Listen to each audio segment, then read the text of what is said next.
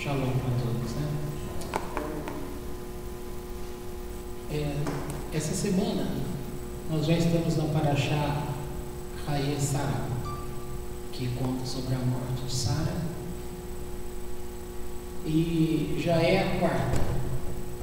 Então nós tivemos antes dessa Vairá, antes Lech Lechá, antes Noah e antes Bereshit. Em cada uma delas, como a gente foi vendo algum tema aí, vamos ver hoje alguma coisa que a gente foi vendo que possa juntar todas elas e ver o que é importante para a gente hoje. Ou seja, uma coisinha de cada uma para nos trazer algo produtivo para você, para mim, no dia de hoje. Tá bom? Então, vamos começar por essa atual, que é Haye Sarah, que vai contar sobre a morte de Sara. Por que ela morreu? O Midrash conta que o motivo da morte dela foi Yitzhak, o nascimento de Yitzhak. Nascimento não, a quase morte de Yitzhak, tá? E ela morreu com 127 anos. E conta que, quando a gente fala em português, nós falamos 127, né? A gente lê pela Torá, a gente não acha estranho porque a gente fala 127, né? Lá na Torá está escrito 100 anos, 20 anos e 7 anos. Está desmembrado, mostrando que o número é esse. Como nós já vimos em anos anteriores, de forma, o Midrash também fala que com 7 anos vai dizer respeito que ela mantinha a alma pura como uma criança de 7 anos, e também a beleza, inclusive beleza física, tá? Lembrando que a outra Parashá, quando ele desce ao Egito, é dito que ali até então, uma discussão no Zohar, aponta que ele então não tinha conseguido perceber a total beleza da esposa dele. Somente quando acontece isso que ele começa a perceber a real beleza dela. E agora aqui a gente está vendo que de fato a beleza dela era, vamos chamar de perfeito, só para fazer uma analogia. Depois 20 anos, também significando que com 20 anos ela era pura também como a de 7, como aos 7 anos, em sentido que não havia pecado nela. E com 100 anos, de uma forma geral, mostra a árvore sefirótica completa, tá? Porque a sefirot você tem elas e é uma árvore completa, uma dentro da outra, dando um total de 100 em cada uma. Bom, faz alusão o Zohar também em relação a isso, que, mas antes de tocar nesse assunto, vamos lembrar que começa a Parashá falando sobre Abraão. Abraham, ele chega e pede, no meio daquela roda de pessoas que ali estavam, ele queria comprar o campo, que é a gruta de Macpelá, para fazer, portanto, o funeral dela.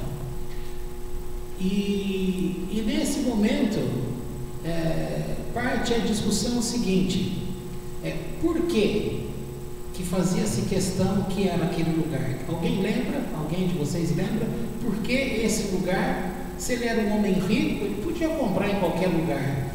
Por que Deus mostrou? Alguém lembra dos anos anteriores aí? Por que ele quis comprar justamente aquele pedaço de terra? Aparentemente são duas discussões aí. Uma mais simples, que é a questão da terra propriamente dito, que para você ter direito no meio do povo, você teria que ter uma propriedade de terra. Mas tem a outra explicação, que é a real explicação, é que o Eterno mostrou para ele que aquele lugar era um portal, e ali onde já estavam enterrados Adão e Eva. Tá? Então é por isso que tinha que ser ali. Uma coisa interessante também é que este lugar ele era duplicado. Tá? Tem muitas histórias aí em relação, eu não vou lembrar agora para falar de forma completa, mas houve uma pessoa que tinha muita curiosidade em saber sobre esse lugar. E quando alguém descesse ali, ele não voltava, a pessoa morria. Tá? Eu posso procurar essa história, depois eu conto para vocês de uma forma completa. Tá? Uma outra coisa que chama atenção Deus mostra para Abraão essa gruta e fala que tinha que ser ali. Imagina a própria situação, pensando emocionalmente agora. Ele vem feliz, vindo de ter livrado o filho não precisou morrer, mas até então ela tinha sido instigada por Samuel ou Hassatan, que Deus tinha solicitado a morte do filho dela. E nós já falamos aqui também, não sei se vocês lembram dessas histórias, e ela ficou muito nervosa, ela foi em busca de cidade em cidade, e então quando ele chega e ela encontra com ele, a felicidade é tão grande que ela tem o piripaque ali, ela morre. Não fala assim, piripaque, né? Eu estou dizendo como a gente está acostumado nos modos de hoje, como o mal súbito, por exemplo. A pessoa está bem, você não está frente, de repente, pá. Então ali fala categoricamente que a alma dela deixou o corpo dela. Tá? Bom, pois bem, 127 anos de vida. Faz uma alusão também o Zohar com a questão de Jonas. Tá? Não sei se vocês leram alguma coisa. E Jonas, qual é a história dele, do profeta Jonas? Ele recebe uma palavra de Deus e ele foge dessa palavra. Então ele pega aquele navio no sentido contrário e de repente lá o mar começa a ficar revolto e chega a uma conclusão de que alguém estava errado ali. Ele se apresenta e quando lançam ele para o mar sosseca. E então o Zohar nesse pedaço fala que quando o corpo é lançado ao mar, o grande peixe vem e engole. Nesse momento que ele é lançado ao mar, a alma dele sai do corpo e vai e sobe para o juízo lá na eternidade. E o peixe também morre. E logo depois a alma é devolvida ao corpo de Jonas, mas também é devolvida para o peixe. E aí o peixe vai até aquele pedaço que tinha que ser mesmo e joga Jonas. Todo mundo lembra essa história, porque isso é uma história que a gente conhece até desde criança. Mas o que chama atenção aqui nesse conhecimento é que diz que a alma dele, nesse sentido, ela vai a um julgamento. E nós já estamos acostumados que é um julgamento diário para nós, porque quando você dorme, a nossa alma se apresenta ao Eterno. E nós vamos ter o nosso próprio corpo como para testemunhar contra nós mesmos. Por outro lado, o Zohar fala de 128 mil seres que saem por rodear a Terra, desse horário que vai até a meia-noite, que é a primeira parte do julgamento. Essa primeira parte do julgamento, ela é com força, com Gevurah. E a segunda parte da noite, que no caso seria da meia-noite às 6, seria usada como benevolência, como misericórdia. E então, quando a alma dele se apresenta e é julgado, ela é tida como culpada ou nem tão culpado. Aí trabalha-se a ideia, se não é culpado, então a alma é devolvida ao corpo. Se é culpado, a alma não seria para retornar ao corpo.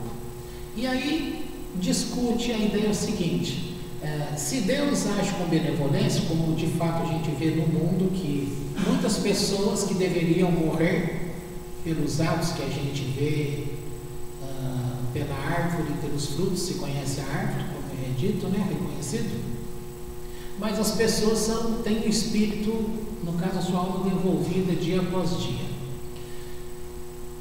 É explicado que num julgamento assim, imagina você vai prestar conta ao Eterno e é culpado. Como, portanto, ele vai poder, se ele quer que a tua alma volte, aí é explicado que as culpas do passado é levado em consideração. O que não é levado em consideração é os pecados que você poderia fazer ainda, tá? As atitudes más que você poderia fazer, mas é julgado aquilo que é do presente e aquilo que você já fez. Agora, para efeito de Deus usar a benevolência, Ele olha no teu histórico e vai considerar o que você faria estando presente aqui. Então Ele vai pegar esses méritos que ainda, boas atitudes que você teria, então Ele vai usar esses méritos para deixar você voltar. Tá bom? Então, acho que deu para entender bem grosso modo isso, né? O julgamento. Dá para perceber que esse julgamento a gente não escapa, tá? Se fosse sair da linha que eu queria hoje, aqui também poderia colocar uma das relações dos sonhos, por exemplo. Por que há sonhos que são dados para você e que não vêm de Deus, vêm de Shed? Aqui já seria uma explicação também, é quando a tua alma sobe, mas para ela atravessar esse percurso vai depender daquilo que foi o teu dia, o que você fez, os pecados que foram cometidos. Então sempre tem que lembrar que há uma região que se atravessa que, para falar de uma forma bem simples, à noite, quando a gente dirige à noite, numa estrada que não tem iluminação, ou seja, você está passando numa via totalmente escura, tá? Se você tem a luz no carro, você consegue atravessar em segurança numa via dessa daí, certo? Um exemplo bem simples. Agora imagina que eu estou chamando a luz que você tem no carro como estando tudo em ordem com você. Então você tem luz, você tem andado com Deus, tem luz. Agora imagina que o comportamento deste homem ou dessa mulher não tem sido muito, entre aspas, religioso. A pessoa não tem buscado o Eterno, não tem visto a Torá, não faz questão de cumprir os mandamentos que o Eterno coloca. Então isso vai refletir no dia a dia dela e também no distanciamento para com Deus. Portanto, esta via que vai estar atravessando, que é esta área escura, se ela não tem luz suficiente, ela vai ficar mais em trevas do que luz, tá? Então eu estou chamando isso que ela vai poder ser acessada por estas trevas. Imagina um farol do carro, estou usando o carro como sendo você, tá? Se você pode, quando não tem ninguém, você joga um farol alto, é uma delícia, não é? Nossa, é uma delícia, você vai que é gostoso. Mas aí vem um outro sujeito lá, você é obrigado a jogar farol baixo. Já fica bom também, mas não dá para comparar com o farol alto, né? Se a gente pudesse, todo mundo ia andar de farol alto. Mas imagina que o teu farol, quando a luz já está fraca, então o farol baixo fica mais baixo do que o normal dele. Aí você teria uma dirigibilidade com dificuldade, porque você estaria enxergando um pouco. É isso que eu quero dizer. A pouca luz nesse sentido que fica em você, por causa do próprio comportamento, do dia, pecados, etc. Ou seja, do tanto que essa pessoa possa ter sido ligada à escuridão, significa que estes agentes que estão ali, eles vão tentar bloquear a tua passagem, e é nesse momento que eles vão saquear a tua alma. E como eles vão fazer? Eles vão mandar sonhos para você, sonhos proféticos que não pertencem a Deus, tá? E eles vão fazer de tudo para que você, portanto, acredite naquele sonho e dê crédito para que aquilo aconteça.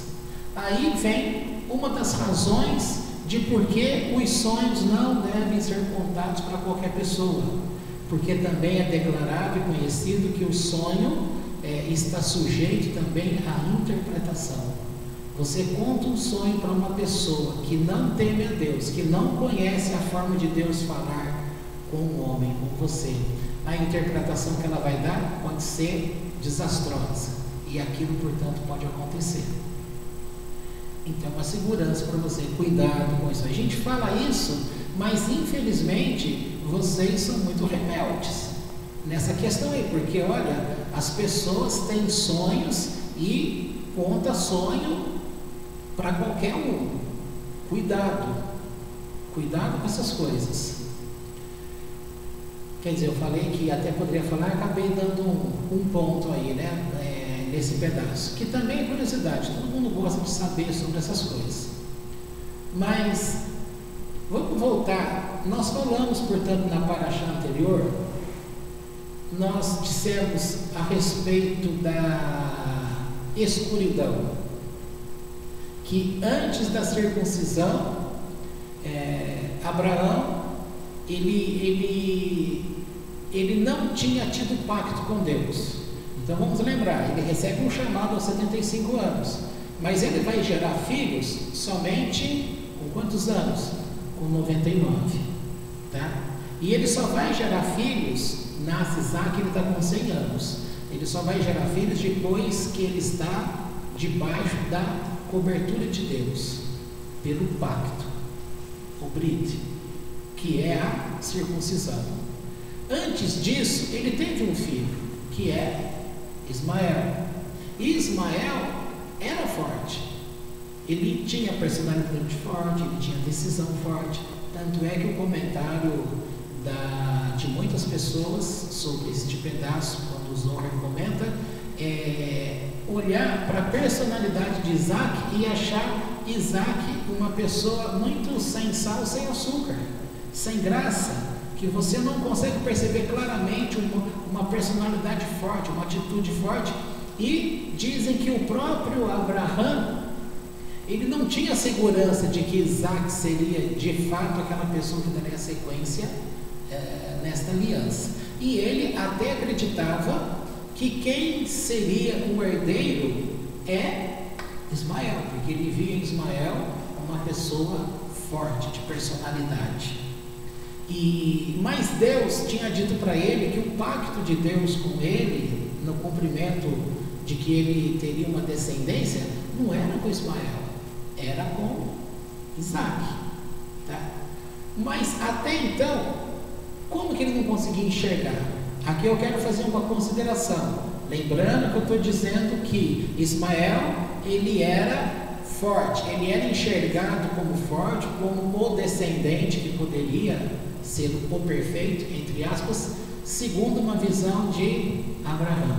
Abraão já tinha tido bastante experiências com Deus, mas ainda, como nós explicamos, Deus enxergava ainda escuridão na postura dele. Somente depois do pacto é que se percebe uma transformação na vida, no ministério deste homem. Então ele consegue realmente compreender que era o filho, Isaac, que é realmente o da aliança com Deus. Isso assim sucessivamente. Aí vai para Isaac, vai gerar a Jacó, e Jacó vai gerar as 12 tribos.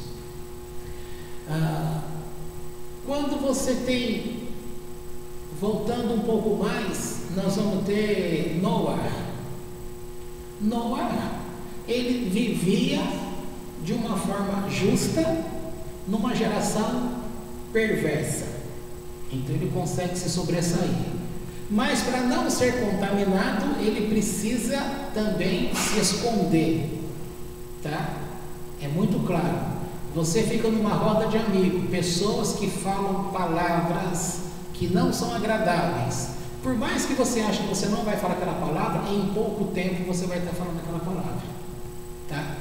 Seja julgamento, isso é tudo. Isso a gente não precisa nem dar exemplo, porque é fácil. Vale lembrar, de tempo em tempo, a própria televisão lança gírias, tá? YouTube lança gírias, música lança gíria, e todo mundo fala. Por que a gente fala? Porque o mundo está falando, porque nós estamos envolvidos com isso, e acaba falando. Então isso é muito claro. E isso pode ver como que é a ação do inconsciente, né?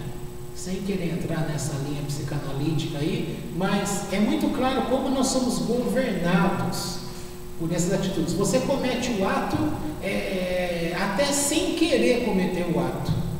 Parece que já é por inércia. Você continua o movimento espontâneo, você vai deslizando naquele comportamento.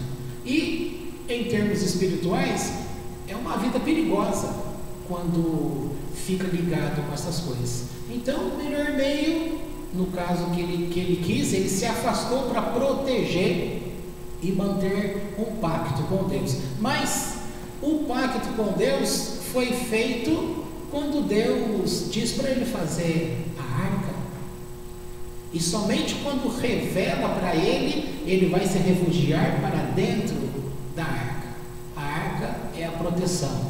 E lembrando que naquela época havia muitos demônios, e os habitantes daquela época também eram gigantes. Tem que levar tudo em conta isso. Existia povo judeu nessa época? Não. Existia hebreu nessa época? Não. O que existia nessa época?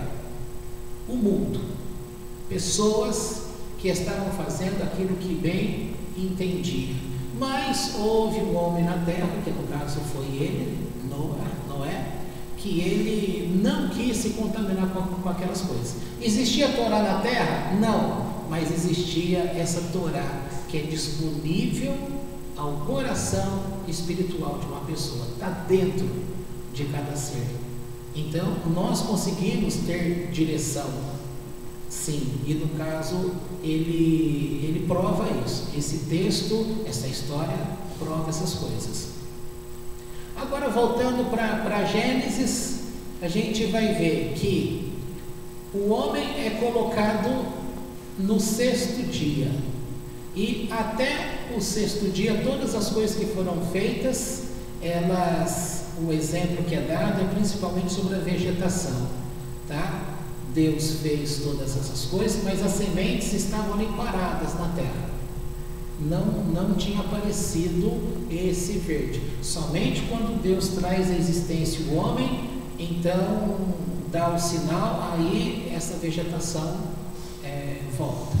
Foi dito aí neste dia que quando uma pessoa, no caso ele, Adão, ele está na presença de Deus, os próprios animais, tudo olhando para ele, via a presença de Deus, tá? Nesse dia aí, quando a gente falou dessa paraxá, nós falamos em relação de quando o homem,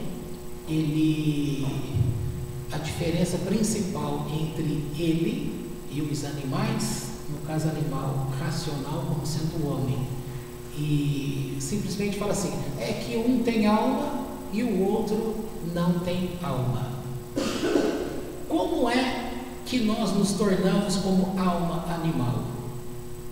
Quando a pessoa deixa de olhar para a forma como Deus estabeleceu as coisas na terra, e o guia de justiça de Deus é a Torá, então como que a pessoa é vista por toda a criação de Deus? Como um animal. Aí não há diferença nenhuma. E é dito no Zohar que quando o animal ele não ataca o homem, quando ele vê no homem esta expressão de Deus, então ele está debaixo também desta ordem que Deus colocou, que o homem está acima do animal. Mas quando o animal olha para o homem e não reconhece que este homem é sujeito a Deus, então ele vê como iguais, ou seja, os dois fazem parte do animal. Então pode ter o combate, pode ter a luta. Pegando essas coisas que a gente vai falando, vamos lembrar para os dias atuais nossos, o que a gente pode aprender para a tua vida, para a minha vida. Um dia no Novo Testamento foi escrito, atribuído uma palavra a Yeshua. Então ele fala: ó geração, vocês me pedem um sinal, e não será dado outro sinal, senão aquele que já foi dado, o de Jonas. Todo mundo lembra disso? Como que o cristianismo interpreta isso? Que o sinal de Jonas é em relação a quê? Alguém lembra? O que aconteceu com Jonas? Que a gente já falou a história. Morreu e ressuscitou, não é?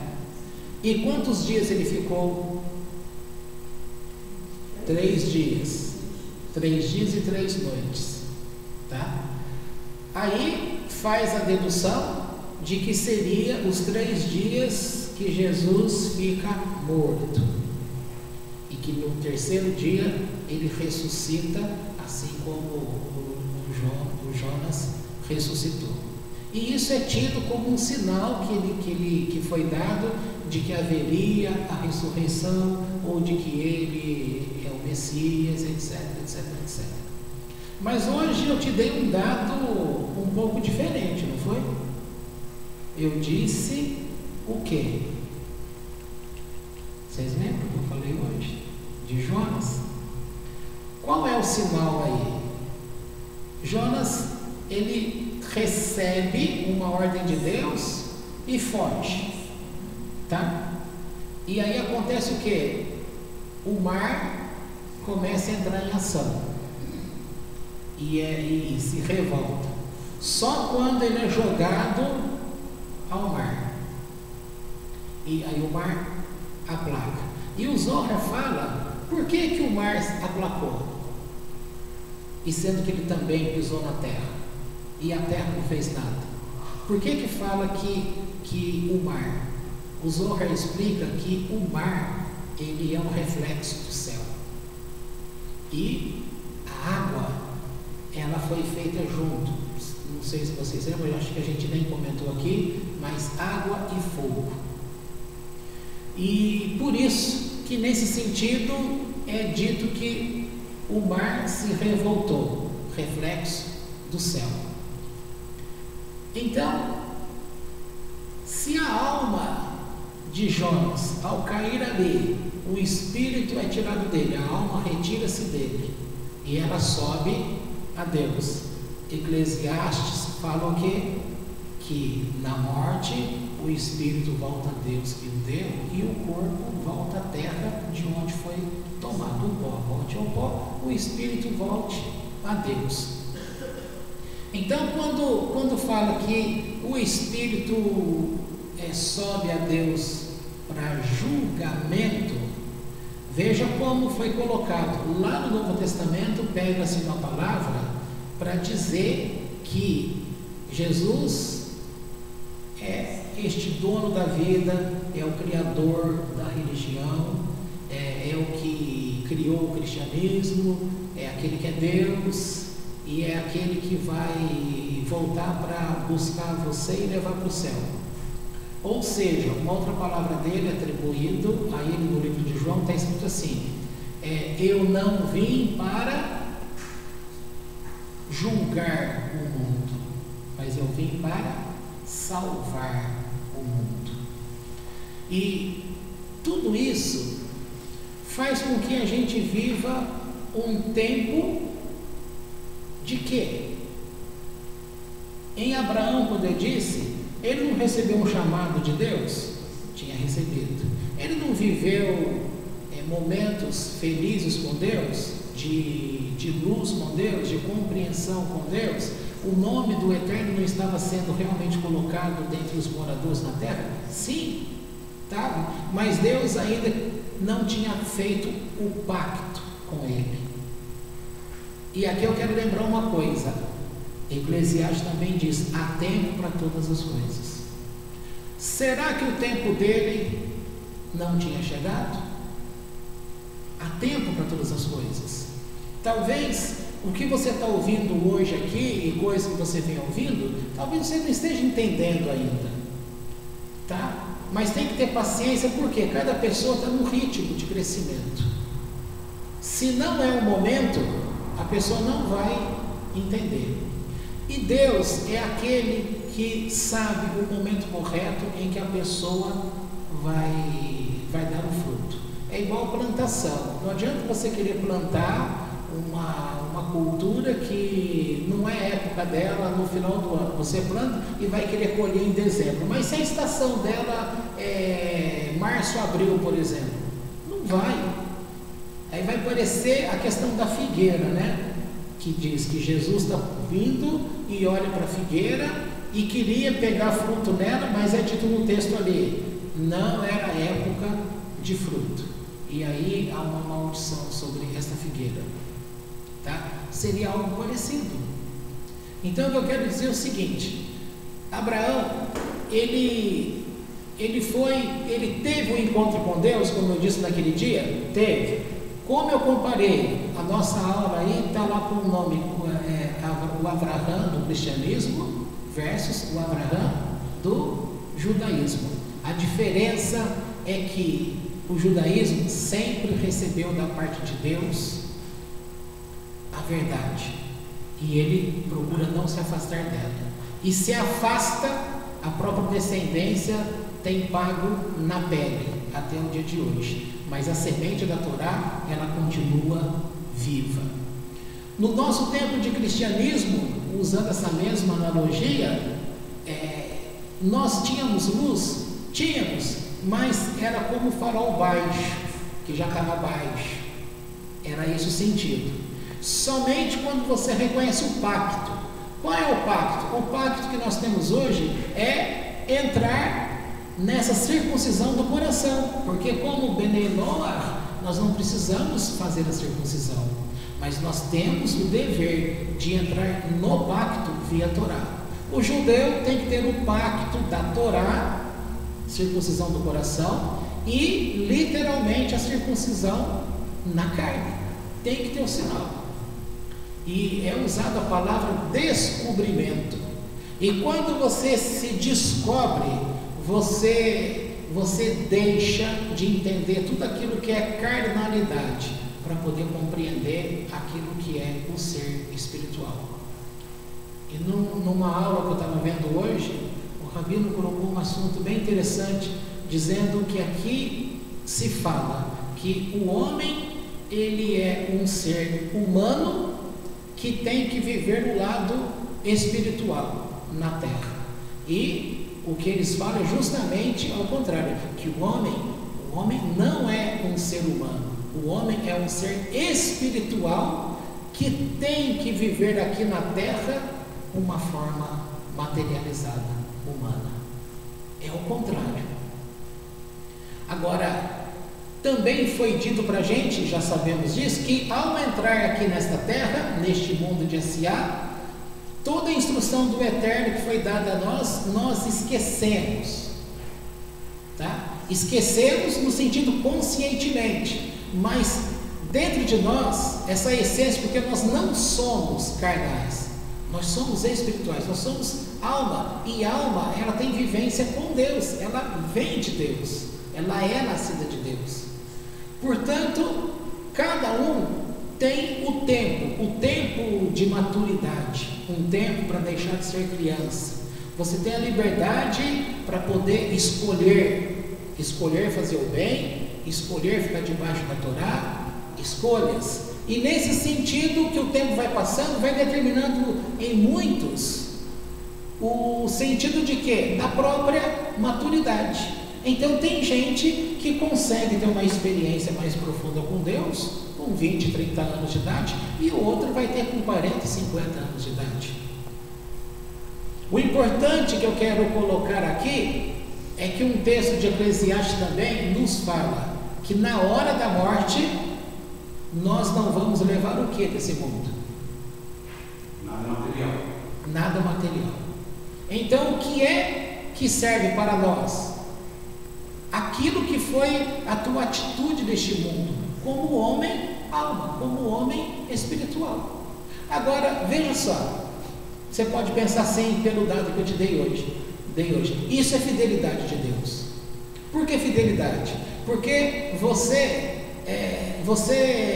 como o cristianismo ensinou para a gente um dia, você passou a surgir de Deus só quando nasceu aqui na terra? Não, você já era uma alma que tinha uma vida com Deus. Portanto, você já era espiritual. Você veio entrar aqui nesta terra e aqui você é obrigado a viver materialmente, carnalmente. Mas o que é cobrado da gente? Manter aqui no lugar que é carnal, ou seja, aquilo que é pó, você manter aquilo que de fato você é, a tua essência, que é o ser espiritual. E quando é dito que na hora da morte, o que vai ser cobrado de você não é as coisas que você conquistou aqui. Se você teve um nome famoso, se você foi um autor de novela, de filme, se você foi um excelente delegado, juiz, se você foi um engenheiro agrônomo que descobriu coisas maravilhosas na cultura, ou um engenheiro de alimentação, ou um cientista da área farmacêutica, etc, etc, etc. O que vai ser cobrado de você é a postura espiritual. E o que você ganha de postura espiritual é assim: o que você tinha com Deus permanece, o que você recebeu com Deus aqui também permanece. Mas aquilo que você conquistou aqui na terra por conta própria, que são os teus bens, que é a carne, aquilo que você se cobriu, a circuncisão é para a gente descobrir. E quando a gente vive a nossa vida aqui na terra apenas, a gente está se cobrindo. Então a gente tem que aprender a se descobrir e ficar descoberto. Na hora da morte, o que vai ser cobrado de mim e de você? Aquilo que você sempre foi, como ser espiritual. Não adianta eu falar para Deus: Deus, eu fiz muitas coisas boas. Vai ser considerado. Mas ele vai dizer: mas também fez muitas coisas más. Aí vai ver o prato da balança, tá? Matemática simples. Se você tem 1 tonelada de atos maldosos e você tem 10 toneladas de atos de justiça, então você vai estar no lucro. Julgamento, você vai ser livre, entre aspas, desse inferno que foi colocado.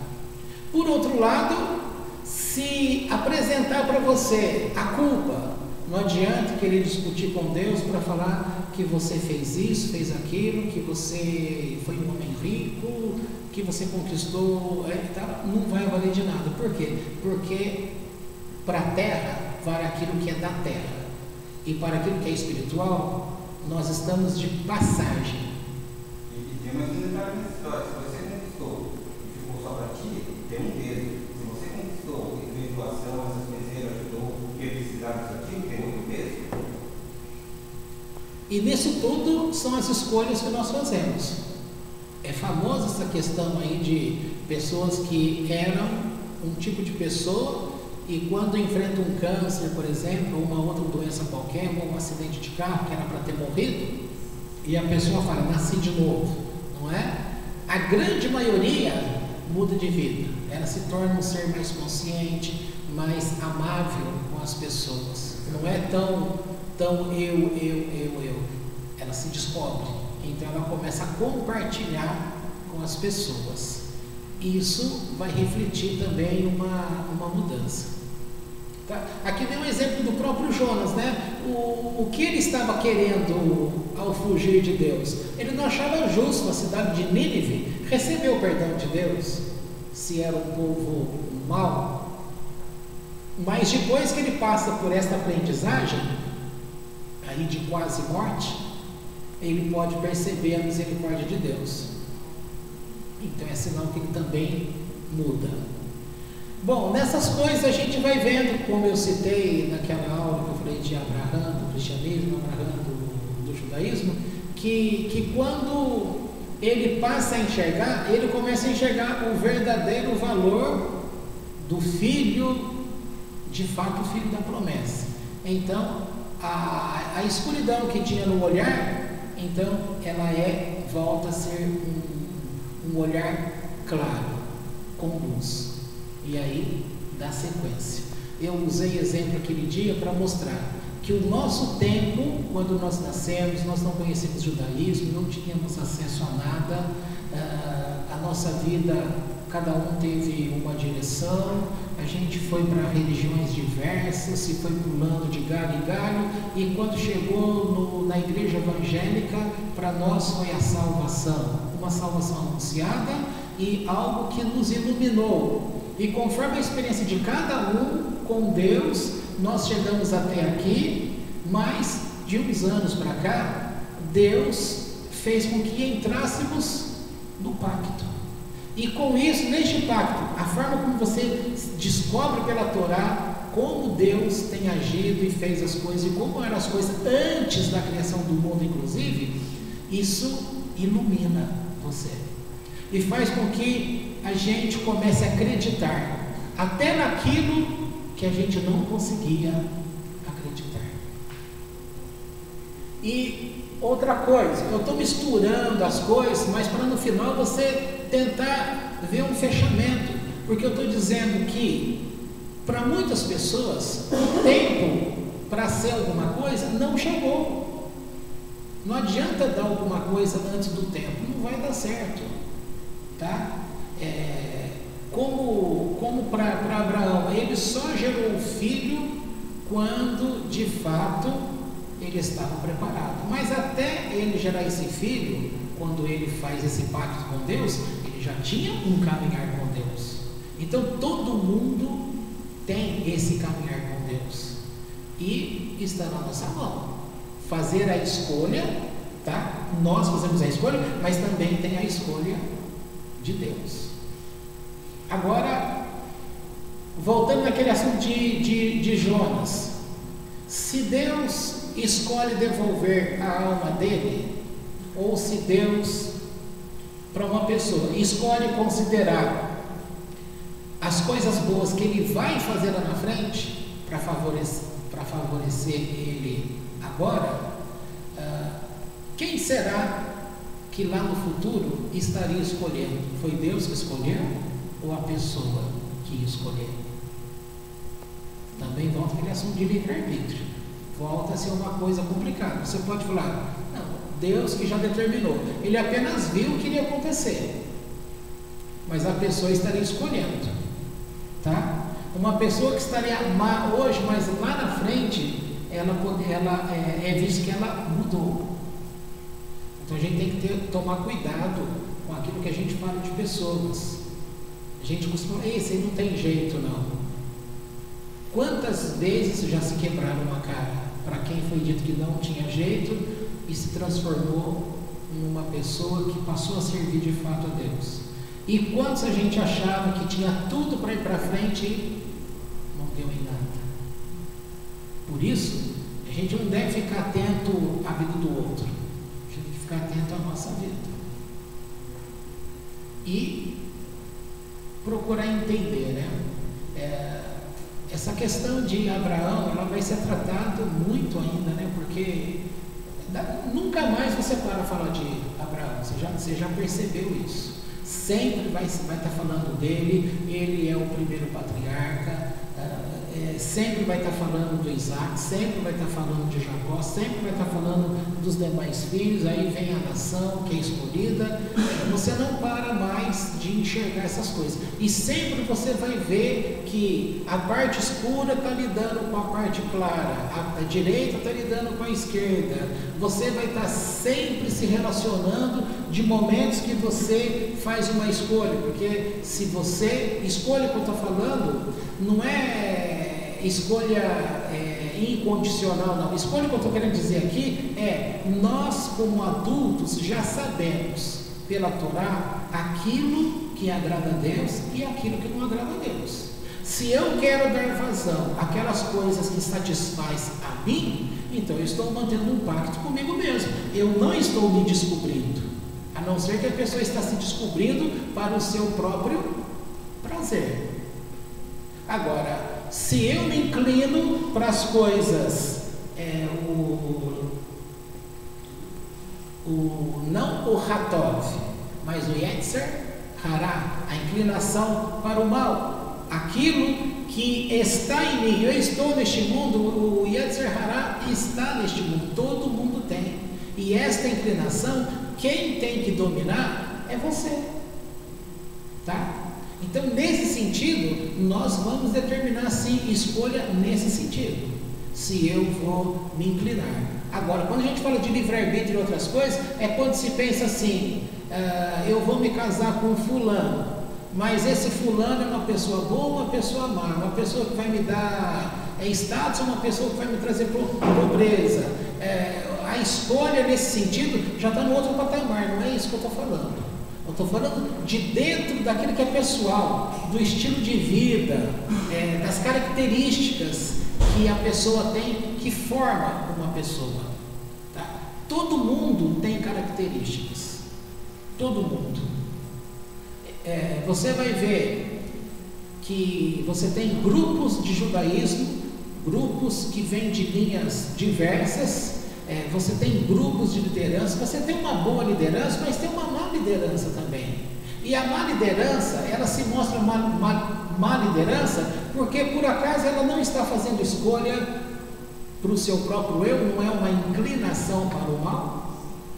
Exemplo, se eu quero ser líder de uma comunidade, de um segmento, e que vai atrair bastante gente para este segmento, e para isso eu faço concessão, ou eu levo para uma determinada linha e de interpretação de Torá, por exemplo, que vai trazer mais gente. Se isso é algo forçado e está errado, eu não estou me inclinando para o meu próprio eu, para aquilo que me traz prazer, para aquilo que me faz grande, não é uma personalidade, não é o meu próprio eu. E é correto isso? Não é correto, mas existe isso no meio atual? Existe. Existe o bom líder, existe o mais ou menos, existe o líder ruim. Todos, nesse sentido que eu estou falando, seguindo aparentemente pela Torá. Então, como que você vai perceber? Vai partir de que você queira ter os olhos também descortinados. E aí eu acho que a gente vai aprendendo até aqui, com a morte de Sara. Você pode perguntar: poxa, por que é que ela morreu? A resposta mais simples é: porque Deus assim determinou, que o tempo dela seria este. Mas o que levou ela a morrer? Essa forte emoção em relação ao filho. Na realidade foi uma emoção feliz, né? Foi uma emoção feliz. Feliz, foi uma emoção feliz. Uma morte de felicidade. Então, gente, são várias questões. E nessa linha de raciocínio que a gente vai vendo, principalmente em Gênesis, é que não dá tempo da gente comentar todas as coisas, e nem eu também sei todas as coisas, envolve estudos mais aprofundados, mas nesses estudos aprofundados você começa a ver linhas de pensamento de coisas que aconteceram, que vai mostrando aqueles emaranhados que a gente citou no último culto, tá? Então, Gênesis, houve muitas coisas que estão ali naquele emaranhado, e aí vai dando para compreender como é difícil também tomar decisões. Agora, uma coisa é certa: o Eterno, Ele está de olho em você, de olho em mim, e é certo que Ele nos trouxe até aqui, e é certo que um dia nós tivemos luz, mas que hoje a nossa luz é maior. E para isso, talvez a gente tenha sido julgado. Sim, com certeza. Deus viu alguma coisa em nós? Com certeza, porque quando Ele traz, a primeira vez praticamente que Ele traz para a gente essa verdade do judaísmo, nós aceitamos e entramos e estamos aqui. E quantas pessoas, ministérios da própria igreja evangélica, que também ouviram, mas não conseguiram compreender e entender, e permanece. Ou também não quiseram. Ou não quiseram. Aí vem aquela escolha do ego para si mesmo, entendeu? É uma questão diversa. Agora, o que está acontecendo é que, como eu citei há pouco tempo, acho que no último encontro nosso aí, eu citei o quanto de gente que tem deixado a igreja evangélica e tem adotado o judaísmo. Muitos têm vindo para esse judaísmo que realmente está na Torá, mas muitos estão trazendo a igreja evangélica nas costas. Então, o que está acontecendo? Em pouco tempo, se é que já não está assim, o judaísmo é como se fosse lá naquela época, quando se contaminou com Jesus. Teve um momento puro, perfeito, mas logo foram surgindo grupos que foram modificando, e até que aquela verdadeira essência do judaísmo já estava totalmente esquecida ou escondida, e o que foi chegando até nós, algo totalmente diferente daquilo que era o real. O que está acontecendo nos dias atuais é que tem muita gente vindo. Daqui a pouco, eu não sei se isso vai ser bom ou ruim, você vai ver muitas igrejas que estarão adotando o judaísmo, mas elas nunca terão deixado o cristianismo. E você concorda que muitas pessoas estarão servindo a esses guias? Estarão. Entendeu? Agora, o que eu peço para você é: tenha uma mente crítica. Até tem ensinos profundos do judaísmo de hoje que a gente tem que ter uma boa cabeça para nem se enveredar por ali, para não ter confusão. O importante é que tem-se o tempo do crescimento. E quem tentar forçar por conta própria crescer rápido, é como diz, enlouquece. E ao invés de acertar o alvo, vai errar o alvo. Por isso, em muitas pessoas, em muitos lugares, é necessário um pouco ainda de escuridão? Até que chega um momento que essa escuridão vai deixar. Mas quem que produz? Nessa paraxá que eu contei aí, é explicado no Zohar assim, que Deus sabia dessas coisas, então Ele fez o quê? Ele envia, Ele favorece uma condição boa para que você cometa um ato de justiça, e aquilo entre como mérito para você. É aquilo que vai te ajudar a ser livre de uma situação que seria contrária. Isso é misericórdia de Deus. Ou no caso que eu citei hoje, dando o exemplo lá da alma de Jonas, que a gente entrou nesse assunto, é algo que pode ser pego lá na frente, não aquilo de ruim que você faria, mas aquilo de bom que você faria. Então é trazido para poder ajudar no julgamento, tá? E lembrando que todo julgamento, ele é diário. Então esse resumo aí, a gente pode parar por aqui. É uma questão para que todos nós fiquemos atentos, e cada um fica aí animado. Lute, leia, estude, não desanime, e vamos em frente. Porque se a gente parar com as palavras que as pessoas colocam tudo já formado, se me acontece coisa de ruim, o exemplo do próprio Abraão. Quer dizer que uma prova foi uma prova para ele e foi uma prova para Davi. Enquanto um passou na prova, o outro não passou na prova. Davi caiu. E porque ele caiu naquela prova, ele deixou de ser o homem segundo o coração de Deus? Não. Então tem momento que você vai cair? Tem. Mas esse momento da queda seja talvez um momento para você reavaliar tudo que está ao redor. É nos momentos que a gente está em decadência, sem ter as coisas, que a gente pode perceber. E também quando a gente sai de um lugar, exemplo, o povo não esteve humilhado no Egito, mas antes de estar humilhado no Egito, eles estiveram também numa posição muito favorável na época de José e dali para frente. Tá? Mas depois mudou, eles ficaram como escravos, mas não foi uma coisa de uma hora para outra, foi uma sequência de anos. Mas quando eles ficaram na pior, e depois lá na frente, quando eles voltam a ter algumas coisas boas, o que eles tinham que guardar? Trate bem as pessoas, o estrangeiro, porque vocês também foram desta forma na terra do Egito. Você aprende isso com Moisés? O Egito abençoou Moisés? Sim. As águas do Nilo pouparam a vida de Moisés? Sim, poupou. Ele tinha que amaldiçoar a água? Não, teve que ser outra pessoa. Então tudo isso a gente vai construindo a nossa vivência com Deus. Não adianta copiar a história de quem está do teu lado. Você tem que viver a tua história. E enquanto a gente não descobrir a nossa verdadeira história, talvez seja que nem aqueles filmes semelhantes que a pessoa fica presa no tempo.